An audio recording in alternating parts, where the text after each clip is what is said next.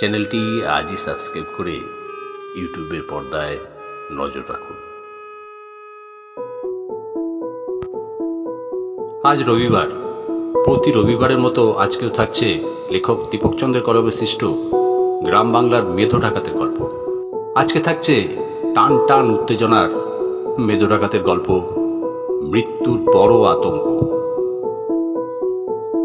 কিংবদন্তির শেষ নাকি নতুন শুরু? নদিয়ার সেই কালো রাত, আকাশে পূর্ণিমার চাঁদ, কিন্তু আলো যেন কমে এসেছে।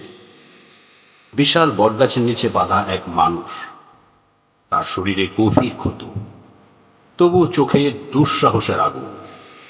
লোকটা আর কেউ নয়, মেধো ডাকাত। জমিদার বসন্ত রায় আর ইংরেজ পুলিশ তাকে ফাঁসিতে ঝোলানোর আয়োজন করেছে। গ্রামের মানুষ দূর থেকে তাকিয়ে আছে, কেউ কেউ শঙ্কিত, কেউ বা বিমর্ষ। মেধো ডাকাতের মৃত্যু যেন এক যুগের অবসান।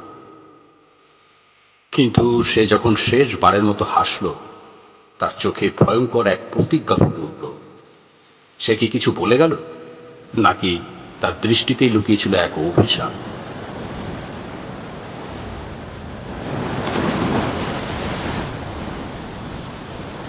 সেদিন এক প্রবল ঝড় উঠল। প্রকৃতি যেন বুঝিয়ে দিল, কিছু শেষ হলে নতুন কিছু শুরু হয়।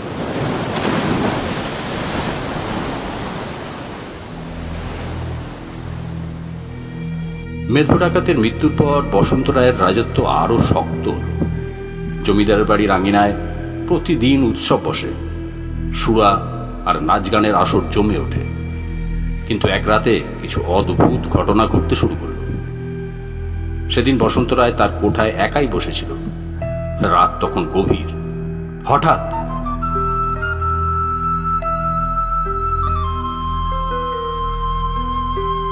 বাঁশির শব্দ, মৃদু করুণ এক সুর।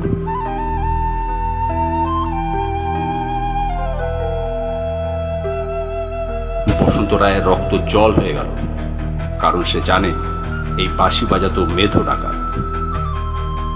প্রথমে সে ভাবল মদ খাওয়ার ফলে কল্পনা করছে,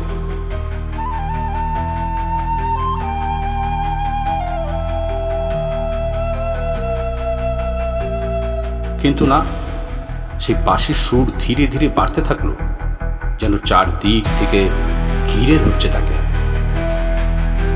ভয়ে জমিদার চিৎকার দিয়ে দাস দাসীদের ডাকলো, কিন্তু দরজা খুলতেই দেখলো কেউ নেই। শুধু জানালার পর্দা ধীরে ধীরে নড়ছে, যেন কেউ সবে এখান থেকে চলে গেল।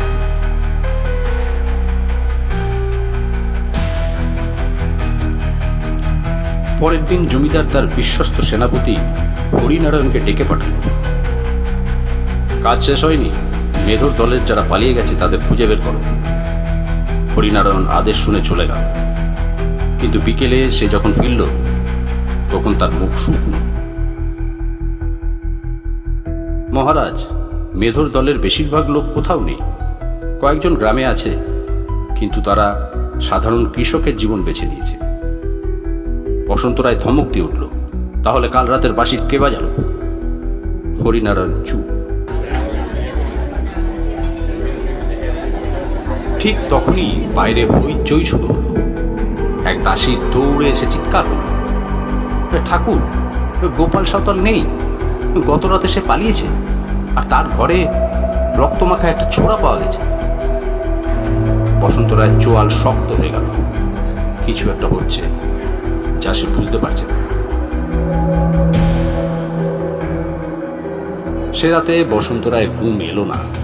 মনে হচ্ছিল কেউ যেন তাকে লক্ষ্য করছে। অন্ধকার বারান্দায় দাঁড়িয়ে সে দেখল দূরে জঙ্গলের কাছে একটা ছায়া নড়ছে। তারপর হঠাৎ একটা তীর ছুটে এসে বিছানার পাশে বিঁধল। বসন্ত রায় চিৎকার দিয়ে উঠল। দাস দাসীরা ছুটে এল, পাহারাদাররা তল্লাশি চালাল, কিন্তু কোথাও কেউ নেই। কে এই ছায়া মানব? মেধো ডাকাত কি ফিরে এসেছে?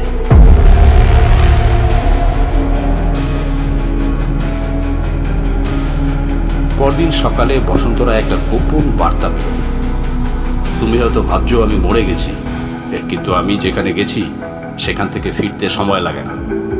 তোমার বিচার শুরু হয়েছে বসন্ত রায়, এবার পালাও যদি পারো। বসন্ত রায় ভয় কাঁপতে লাগলো। এরপর জমিদার বাড়িতে একের পর এক দুর্ঘটনা ঘটতে লাগলো। জমিদারের প্রধান হিসেব রক্ষক এক রাতে উধাও হয়ে গেল। সিন্ধুকের তালা ভাঙা পাওয়া গেল, কিন্তু কোনো কিছু চুরি হয়নি। জঙ্গলের রাতে আলো জ্বলতে দেখা গেল, ঠিক যেমন মেধো ডাকাত বেঁচে থাকতে হতো। বসন্ত রায় বুঝতে পারল তার শেষ সময় হয়ে এসেছে। এক রাতে সে পালানোর সিদ্ধান্ত নিল, কিন্তু পালানোর সময় তার সামনে উদয় হলো একটি পরিচিত মুখ, গোপাল সাঁওতাল। তুই তুই তো পালিয়ে গিয়েছিলি। গোপাল হেসে বলল, পালাইনি, প্রতিশোধ নিতে গিয়েছিলাম। মেধো মারা গেছে, কিন্তু তার আদর্শ মরে যায়নি। এবার তোর পালা।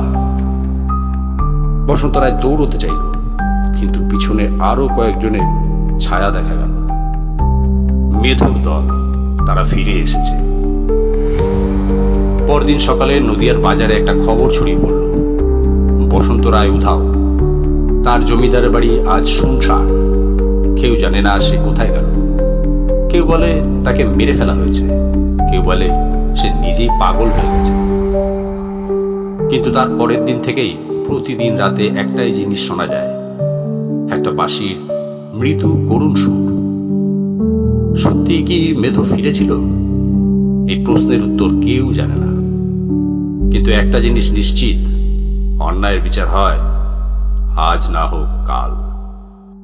গল্পটা শুনে ভালো লাগলে নির্দ্বিধায় লাইক, কমেন্ট এবং শেয়ার করুন।